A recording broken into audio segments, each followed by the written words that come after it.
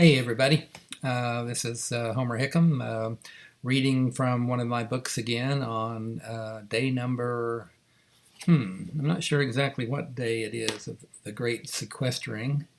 Um, I had cataract surgery on Tuesday, so for me it's about the third day of just being in and not going anywhere. But I know that there are many of you out there who have gone longer than that, and don't worry, this is all going to get over. We just have to be patient and see it through. I did ask at the end of my last reading of a four-part reading of Carrying Albert Home. If folks out there wanted me to keep reading, that's my cat, Yazzie, meowing, wanted me to keep reading and which book you'd like for me to read from. And it did not surprise me in the least that a lot of people came in and said, "Oh, read from Rocket Boys." And actually, I've never really read very much from Rocket Boys to like a YouTube audience or that kind of thing. Now, there's a couple of great audiobooks, even one in Spanish and other languages for Rocket Boys, but they are read by professional speakers. And but now that I've been asked, maybe I will read some from Rocket Boys. But tonight I also got another request, several requests for reading from a book that I wrote back in 2001 that was called "We Are Not Afraid," and we are not. This is "We Are Not Afraid" here, and it is, as you can see, has a picture there of some men, and that's some of the coal miners in Coalwood. And "We Are Not Afraid" is based upon a philosophy that these men and most of the people in Coalwood had to get through life, a life that where they should have been afraid of just about everything. When you stop to think about it, the men went down and worked in a deep, dark, dirty coal mine every day. The women saw them off every day.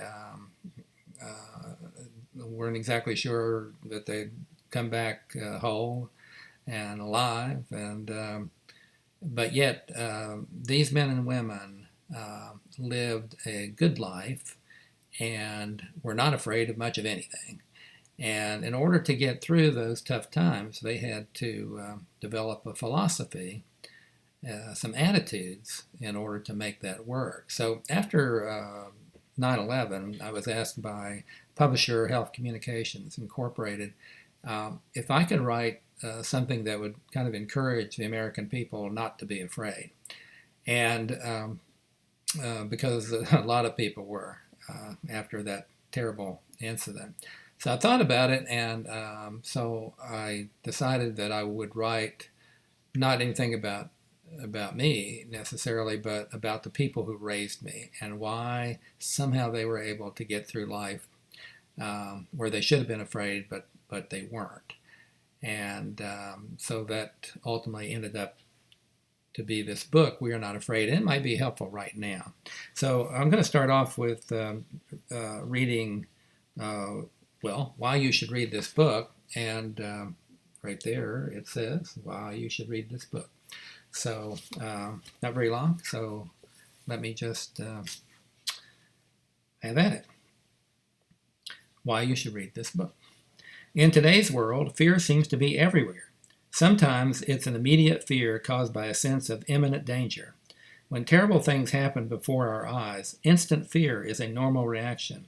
Our minds are designed to dredge up fear in such times so that adrenaline will spurt through our veins and our heart rates will speed up. That gets us ready to escape or fight. This is a good, rational kind of fear that is meant to be temporary and get us past an immediate crisis. Let me get my glasses here. The problem is that there are so many folks in the world today who are always afraid. This was true even before the atrocities of September the 11th, 2001. Along with fear, dread also seems to have gained a foothold everywhere. Dread is the little voice that keeps whispering to us about all the bad things that might happen. When a constant sense of dread takes over, people start to avoid doing much of anything. It becomes a habit. They're afraid to fly, to travel, to take new jobs, to consider new concepts and ideas. Everyday challenges of life become too much to handle. The joy of living is lost to despair. At the beginning of the 21st century, there is little doubt that we Americans live in perilous times. We have real enemies who wish us ill. In fact, some of them would like to kill us, and have said so out loud and in no uncertain terms. That's pretty scary. We also live in an ever-changing world that is often unpleasant and hard to understand. The economy goes from dizzying heights to recession for no reason we can discern. New diseases threaten us that can't be cured. This was written in 2001, folks. Politicians manipulate and control us, and our scientists go too far and too fast. Every day it seems some kind of craziness assaults us. As rational beings, we start to think maybe it would be best just to hunker down and pull the blankets over our heads. Life seems too dangerous and frightening to enjoy. We wonder if we'll ever be happy again. This is the kind of thinking that makes us wide open to letting fear and dread take over our lives. Dread and fear are really a nasty pair. Once they become a habit, they can be difficult to beat. A lot of times people fall into the habits of fear and dread without even realizing it. Self-pity, being negative, timidity, or constant worry are all symptoms of being afraid. So is an inability to hold a family together. There is plenty of speculation as to why so many people have become habitually fearful, not just of war or terrorism or disease, but of simply living. Some say it's because of a pervasive media that constantly bombards us with stories of pain and suffering and evil. Or maybe it's because our new internet society cuts us off from the realities of life, both good and bad. From wherever it comes, there is no doubt fear is persistent in our land and dread a constant whisper. People have become hooked on being afraid. If you want to stop being afraid, or if you want to avoid the habits of fear and dread, this book can help by teaching you a philosophy of life that will fill your heart and soul with a sense of well-being and confidence. It is a philosophy that was developed by real people who led good, happy, and hearty lives while managing to raise a crop of children who went on to have successful lives of their own. The people who developed and lived this fear-destroying philosophy were the people who raised me. As their example and teachings helped me to be strong and unafraid, my accounts of who they were and what they did can also help you to beat fear and keep dread on the run. They can be the model for the rest of your life. I'll give you a short course. Here were the attitudes of the people of Coalwood. They were proud of who they were. They stood up for what they believed. They kept their families together, and they trusted in God, but they relied on themselves. Those were their attitudes. That's what worked for them, and I believe that it can work for you as well. I was asked especially several of the people who wrote me asked me to please focus on the fourth one. And I'm happy to do that. It's interesting, I think, to talk about God and spirituality and religion and all that at any time. I'm not a preacher, though, and neither were all but two people in Coalwood, and they had their own attitudes about it. But I think it's okay. I'm going to read the executive summary, if you will, of that fourth one. We trust in God but rely on ourselves, and see what you think. I firmly believe that the people of Coalwood had it exactly right when it comes to religion. They believed in God, but also believed that they had been given brains for a purpose, so that they and their children could understand more than what the preachers preached. They were certain that their Creator wanted them to contemplate the wondrous world through more than the glass of religious doctrine. They looked for God everywhere. It helped them beat fear at every turn. Every night when I was a very young boy, my mother would come into my room and hear my brother Jim's prayer and then mine. I said a prayer as she taught me. Now I lay me down to sleep. I pray the Lord my soul to keep. If I should die before I wake, I pray the Lord my soul to take. Amen. It was a prayer that gave me courage. I was going to sleep, and it was all right, no matter what happened, because Mom said it was all right, and God was going to be there with me. That's my brave boy, she'd say when I was done. Sleep tight. And so I did, certain of the ways of the universe and the Creator who had constructed it. It's still a powerful prayer. Every so often, I'll still say it just before I go to sleep, just to touch the little boy I used to be, and the God who's still there and hasn't changed. Religions are designed to explain a Creator who cannot be explained. That's the glory of theologians and also their flaw. It's the same with science. Science attempts to explain how the universe is organized and to define the laws that seem to regulate it. But no scientist can truly explain the universe or its laws. They are ultimately unfathomable, and both a wise scientist and theologian understands that it is beyond our human capacity to completely figure out the nature of God or the universe.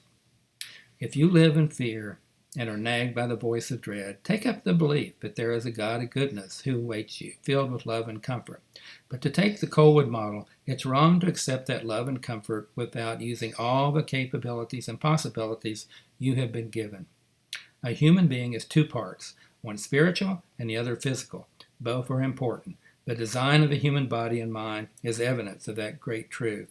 We have to trust in the Spirit that is everywhere around us and in us, but we must also use our hands and minds to keep our families safe and build a better world.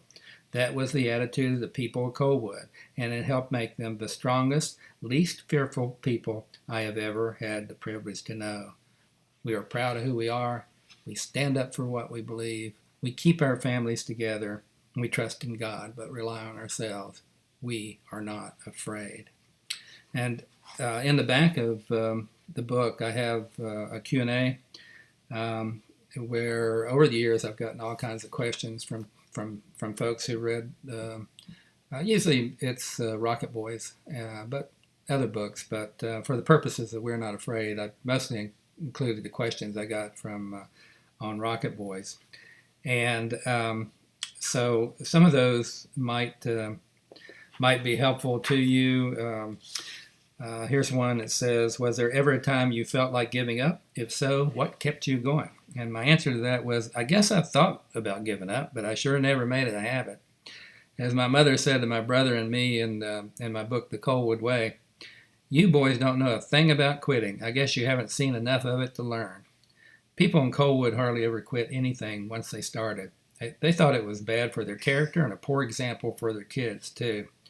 Just recalling the tough people who raised me is enough to get me going when I think I can't go on any farther. You might want to read my Colewood trilogy to get some inspiration. That's Rocket Boys, Colewood Way, and Sky and Stone.